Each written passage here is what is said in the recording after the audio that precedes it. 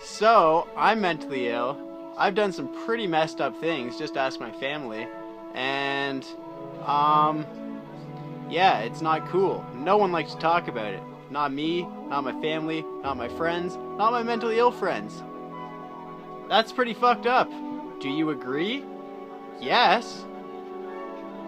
Donate!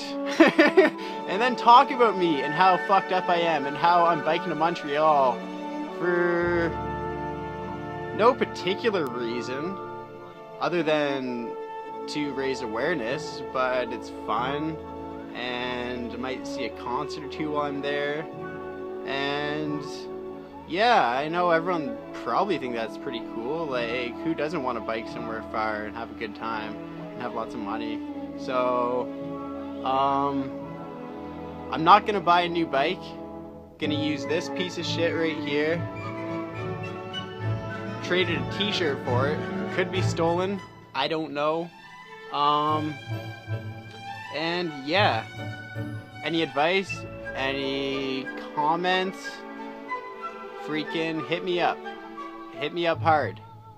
And on my YouTube page and anything. So, good times.